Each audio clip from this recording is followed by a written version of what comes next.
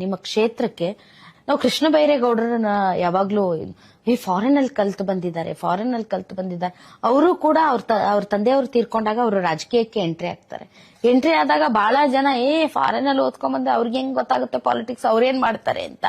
ಈಗ ಸ್ವತಃ ವಿರೋಧ ಪಕ್ಷಗಳಿಂದಲೂ ಕೂಡ ಅವರು ಒಂದ್ ಸ್ವಲ್ಪ ಮೆಚ್ಚುಗೆ ವ್ಯಕ್ತಪಡಿಸ್ತಾರೆ, ಪ್ರೈಸ್ ಮಾಡ್ತಾರೆ. ಸೊ ಈಗ ನಿಮ್ಮನ್ನು ಕೂಡ ಅದೇ ಕಾಂಟೆಕ್ಸ್ಟ್ ಅಲ್ಲೇ ನೋಡ್ತಾ ಇದ್ದಾರೆ ಜನ, ಯಾಕಂದ್ರೆ ಫಾರಿನ್ ಅಲ್ಲಿ ಓದ್ ಬಂದಿದ್ದಾನೆ ಹುಡುಗ, ಆಮೇಲೆ ತಂದೆ ತಾಯಿ ಜೊತೆಗೆ ರಾಜಕೀಯವಾಗಿ ಓಡಾಡಿರುವಂತಹ ಅನುಭವ ಇದೆ.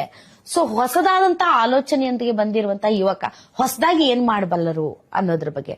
ಸೊ ನಿಮ್ ಕನಸೇನಿದೆ ನಿಮ್ ಕ್ಷೇತ್ರದ ಬಗ್ಗೆ? ನಾನು ತಿಳ್ಕೊಂಡಂಗೆ, ನಾನು ಅಂದಾಗ ಇದು ಮೇಜರ್ ವರ್ಕ್ಸ್ ಇರ್ತವೆ, ಮೈನರ್ ವರ್ಕ್ಸ್ ಇರ್ತವೆ, ಆಮೇಲೆ ಮೇಂಟೆನೆನ್ಸ್ ವರ್ಕ್ಸ್ ಇರ್ತವೆ. ಬಹಳ ಜನ ಸಮಸ್ಯೆ ಏನಿದಾವೆ ಇದು ಸರ್ಕಾರ ಆಮೇಲೆ ಜನದ ಮಧ್ಯ, ಅವು ಈ ಮೇಂಟೆನೆನ್ಸ್ ಕೆಲ್ಸಗಳು. ಈ ಪಾಟೋಲ್ ಇರೋದು ಮೇಂಟೆನೆನ್ಸ್ ಕೆಲಸ. ರೋಡ್ ಆಗೈತಿ, ರೋಡ್ ಮಾಡ್ಯಾರೆ, ಒಂದ್ 15 ವರ್ಷ ಆದ್ಮೇಲೆ ಪಾಟೋಲ್ ಬಿದ್ದೈತಿ. ಚರಂಡಿ ಬ್ಲಾಕೇಜ್, ಚರಂಡಿ ಆಗೈತಿ, ಬ್ಲಾಕೇಜ್ ಆಗೈತಿ, ಯಾಕಂದ್ರೆ ಕಸ ತುಂಬ್ಕೊಂಡೈತಿ, ಅದು ಮೇಂಟೆನೆನ್ಸ್ ಇಶ್ಯೂ. ಸೊ ಇವನ್ನ ಬಗೆಸ್ಬೇಕು. ಸೊ ಅದೇ ನಾವು ನಮ್ಮ ಎಕ್ಸ್ಪೀರಿಯನ್ಸ್ ಪ್ರಕಾರ, ನಮ್ಮ ಕ್ವಾಲಿಫಿಕೇಶನ್ಸ್ ಪ್ರಕಾರ ನಾವು ಒಬ್ರು ಸಿಸ್ಟಮ್ಸ್ ಅರ್ಥ ಮಾಡ್ಕೊಳ್ಳೋದು. ಸೊ ಅದೇ ಗವರ್ನೆನ್ಸ್ನಲ್ಲೂ ಆ ಸಿಸ್ಟಮ್ಸು, ಆ ಪಂಕ್ಚುಯಾಲಿಟಿ, ಅದನ್ನ ಸಾಲ್ವ್ ಮಾಡೋದು ಹೆಂಗೆ, ಅದನ್ನ ಮುಂದುವರೆಯಕ್ಕೆ ನನ್ನ ಕನಸ್ರಿ ನಾನು. ಸೊ ಫಸ್ಟ್ ಅದು ಕರೆಕ್ಟ್. ಬಟ್ ಯಾವಾಗ್ಲೂ ಒಬ್ಬ ನಾಯಕನನ್ನ ನೆನಪಿಟ್ಕೊಳ್ಳೋದು ಜನಸಾಮಾನ್ಯರು ಒಂದು ದೂರದೃಷ್ಟಿ ಇರುವಂತಹ ಒಂದು ಏನಾದ್ರೂ ಕೆಲಸಗಳನ್ನ ಮಾಡಿದಾಗ. ಈಗ ನಾನು ಇಡೀ ಕ್ಷೇತ್ರವನ್ನ ಸುತ್ತಾಡಿದಾಗ ನಾನು ತುಂಬಾ ಇಂಪ್ರೆಸ್ ಆಗಿದ್ದು ರೋಡ್ಸ್. ಸೊ ರೋಡ್ಸ್ ತುಂಬಾ ಚೆನ್ನಾಗಿದೆ, ಯಾಕಂದ್ರೆ ಒಂದು ಸಂಪರ್ಕ ಸರಿಯಾಗಿದ್ರೆ ಬಹಳಷ್ಟು ಕೆಲಸಗಳು ಸುಗಮವಾಗಿ ನಡೆಯುತ್ತೆ. ಸೊ ಒಬ್ಬ ನಾಯಕ ಮಾಡುವಂತಹ ಒಂದು ಕೆಲಸನ ಬಹಳ ವರ್ಷಗಳವರೆಗೆ ಜನ ನೆನಪಿಟ್ಕೊಳ್ತಾರೆ. ಸೊ ಹಾಗಾಗಿ ಆ ಒಂದು ಪ್ರಯಾರಿಟಿ ಬೇಸಿಸ್ ಅಲ್ಲಿ, ಉದಾಹರಣೆಗೆ ನೀವು ಹೇಳಿದ್ರೆ ಏಜ್ ಗ್ರೂಪ್ ಅಲ್ಲಿ ಯಾವ್ಯಾವ ರೀತಿಯಾದಂತಹ ಡಿಮಾಂಡ್ಸ್ ಇರುತ್ತೆ ಅಂತ. ಬಟ್ ದಾವಣಗೆರೆಯಲ್ಲಿ ಒಳ್ಳೆ ಇದು ಶಿಕ್ಷಣ ಕ್ರಾಂತಿ ಮಾಡಿರುವಂತಹ ಕ್ಷೇತ್ರ, ನಾರ್ತ್ ಆಗಿರ್ಬೋದು, ಸೌತ್ ಆಗಿರ್ಬೋದು. ಬಟ್ ಜನ ಯಾರು ಸುಶಿಕ್ಷಿತರಿದ್ದಾರೆ, ಗ್ರಾಜುಯೇಟ್ಸ್ ಇದ್ದಾರೆ, ಅವರು ಮೈಗ್ರೇಟ್ ಆಗ್ತಾ ಇದಾರೆ ಬಿಕಾಸ್ ಇಲ್ಲಿ ಉದ್ಯೋಗಾವಕಾಶಗಳ ಕೊರತೆ ಇದೆ ಅಂತ. S, definitely ma'am. ಸೊ ನೀವ್ ಅಂದಂಗೆ ಇದು ಒಂದು ವಿದ್ಯಾ ಕೇಂದ್ರ ಆಗೈತಿ ಕರ್ನಾಟಕನಲ್ಲಿ. ಅದೇ ನಮ್ದು USP, ಯುನಿಕ್ ಸೆಲ್ಲಿಂಗ್ ಪಾಯಿಂಟ್ ದಾವಣಗೆರೆಗೆ. ಆಮೇಲೆ ನಂದೇನಂದ್ರೆ ಎಸ್ಪೆಷಲಿ IT ಪಾಲಿಸಿ ಚೇಂಜ್ ಮಾಡಿದ್ರೆ, ನಮ್ದು ಇಂಡಸ್ಟ್ರಿಯಲ್ ಪಾಲಿಸೀಸ್, ಈ ಕಂಪನೀಸ್, ಯಾಕಂದ್ರೆ ಈಗ ಬೆಂಗಳೂರು ನೋಡಿದ್ರೆ ಹೆಲ್ಸ್ಕೇಪ್ ಆಗ್ತೈತಿ, ಯಾಕಂದ್ರೆ ಟ್ರಾಫಿಕ್ ಐತಿ, ಇವೆಲ್ಲ ಬಹಳ ಜನನು ಹಳ್ಳಿಗಳು ಬಿಟ್ಟು ಬೆಂಗಳೂರಿಗೆ ಹೋಗೋದು. ಇಲ್ಲಿರೋರಿಗೆ ಹಳ್ಳಿನವರು ಅಮ್ಮ ಅಪ್ಪಂಗೆ ಬೇಡಿಕೆ ಏನಂದ್ರೆ ಮಕ್ಳು ವಾಪಸ್ ಬಂದ್ರೆ ಚೆನ್ನಾಗೆ, ಆ ಮಕ್ಳಿಗೂ ಇಲ್ಲಿದ್ರೆ ಚೆನ್ನಾಗೆ. ಸೊ ಈ ಕೊರೋನಾಲೂ ನೋಡಿದ್ರಿ ನೀವು, ಎಷ್ಟು ರಶ್ ಬೆಂಗಳೂರಿಂದ ಹೊರಗೆ ಹೋಗಕ್ಕೆ, ಅದು ಹ್ಯಾಂಡಲ್ ಮಾಡಕ್ಕೆ ಆಗ್ತಿದ್ರು ನಮ್ಮ ಇನ್ಫ್ರಾಸ್ಟ್ರಕ್ಚರಿಗೆ. But still we persevered. So ಅದು ಒಂದು ಎಜುಕೇಶನ್ ಐತಿ ದಾವಣಗೆರೆನಲ್ಲಿ, ಎಜುಕೇಶನ್ ಸಿಗ್ತೈತಿ. ಈಗ ಎಂಪ್ಲಾಯ್ಮೆಂಟಿಗೆ ಫೋಕಸ್ ಮಾಡಬೇಕು ಅಂತ. ಸೊ ಅದಕ್ಕೆ ಮುಖ್ಯವಾಗಿ ನಮ್ಮ ಯುವಕರಿಗೆ ಟ್ರೈನಿಂಗ್ ಒಂದು ಶುರು ಮಾಡ್ಬೇಕು. ದಾವಣಗೆರೆ ಉತ್ತರ ಡೆವಲಪ್ ಆದಷ್ಟು ದಾವಣಗೆರೆ ದಕ್ಷಿಣ ಡೆವಲಪ್ ಆಗಿಲ್ಲ ಅನ್ನೋ ಒಂದು ಮಾತಿದೆ. ಸೊ ಮೇಡಮ್ ಅವರು MP ಇದ್ದಾರೆ, ಕೇಂದ್ರ ಸರ್ಕಾರದಿಂದ ಸ್ಮಾರ್ಟ್ ಸಿಟಿಗೆ ಅನುದಾನಗಳನ್ನ ಅವರು ಕೂಡ ಕಿತ್ಕೊಂಡು ಬರ್ಬೋದು. ಆ ನಿಟ್ಟಿನಲ್ಲಿ ನಿಮ್ದೇನಿದೆ, ಲೈಕ್ ತಂದೆಯವರು ಮತ್ತು ತಾಯಿ ಮತ್ತೆ ನೀವು, ಸೊ ಈ ಸಂಯೋಜನೆಯಲ್ಲಿ ತುಂಬಾ ಚೆನ್ನಾಗಿ ವರ್ಕ್ ಮಾಡಬಹುದು ನೀವು. ಇಲ್ಲ ಮ್ಯಾಮ್, ಬಟ್ ಆಕ್ಚುಲಿ ನಾನು ಹೇಳ್ಬೇಕಂದ್ರೆ ಬಹಳ ಸಿಟೀಸು ಸ್ಮಾರ್ಟ್ ಸಿಟಿ ಪ್ರೋಗ್ರಾಮಿಗೆ ಸೆಲೆಕ್ಟ್ ಆಗಿದ್ವು. ಸೊ ಐ ಥಿಂಕ್ ನಾವು ಆಕ್ಚುಲಿ ಒಂದು ಸ್ಟಡಿ ಮಾಡ್ಬೇಕಿದ್ದು.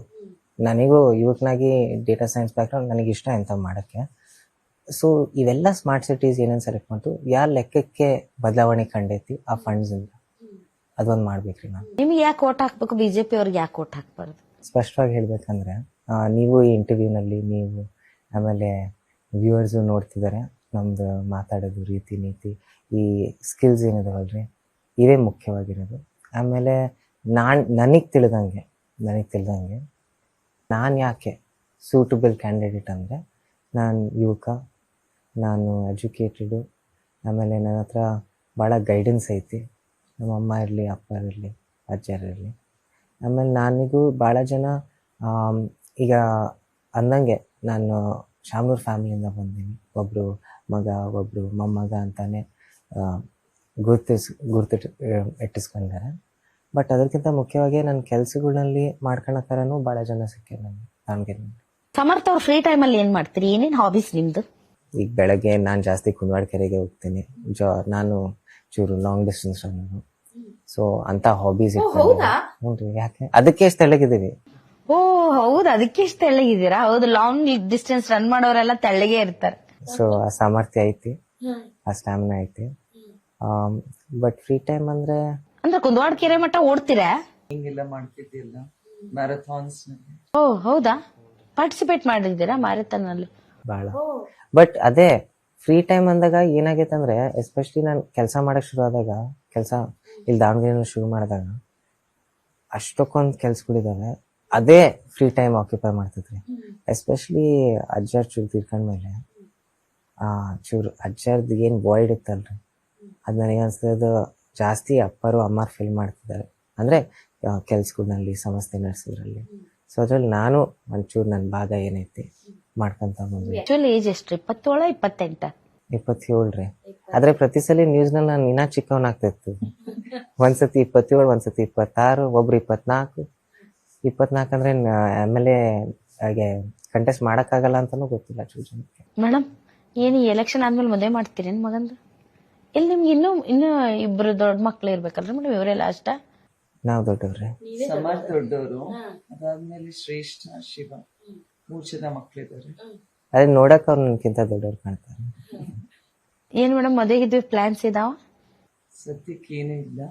ಫಸ್ಟ್ ಅವರು ಒನ್ ಎಟ್ ಎ ಟೈಮ್ ಮುಗಿಸ್ಲಿ ಇದು ಪಾಲಿಟಿಕ್ಸ್, ಎಲೆಕ್ಷನ್ ಮುಗಿಲಿ. ಎಲ್ಲಾರು ನಿಮ್ ಮತಗಳು ನಮಗ್ ಕೊಡ್ರಿ, ಅದಾದ್ಮೇಲೆ ನೋಡ. ನಿಮ್ಗೆ ಅನ್ಸುತ್ತಾ ಮೀಡಿಯಾ ನಿಷ್ಪಕ್ಷಪಾತವಾಗಿದೆ ಅಂತ? ಇಲ್ಲ ಚುನಾವಣೆಯಲ್ಲಿ ಹಣದ ಪ್ರಭಾವ ಇರುತ್ತಾ ಸಮರ್ಥವ್ರೆ? ಇಲ್ಲ, ನನಗೇನ್ ಅನ್ಸ್ತದಂದ್ರೆ, ಇದು ಕೊನೆಗೆ ಜನ ಯಾರಿಗ್ ವೋಟ್ ಮಾಡ್ಬೇಕು ವೋಟ್ ಮಾಡ್ತಾರೆ. ದುಡ್ಡು ಇಸ್ಕೊಂಡು, ಎರಡೂ ಕಡೆ ದುಡ್ಡು ಇಸ್ಕೊಂಡು ಕೊನೆಗೆ ಯಾರಿಗೆ ಹಾಕ್ಬೇಕು ಅವ್ರ ಹತ್ರನೇ ಅವ್ರಿಗೆ ಓಟ್ ಹಾಕ್ತಾರೆ. ಇಲ್ಲ ಮ್ಯಾಮ್, ನನಗೇನ್ ಅನ್ಸ್ತತಿ, ಇದೆಲ್ಲ ಪ್ರಭಾವ ಎಲ್ಲದೂ ಇರ್ತತಿ. ಬಟ್ ಕೊನೆಗೆ ಜನ ಅವ್ರ ಮನ್ಸಿನಲ್ಲಿ ಏನೈತಿ ಅವ್ರಿಗೆ ವೋಟ್ ಮಾಡಿದ್ರಿ.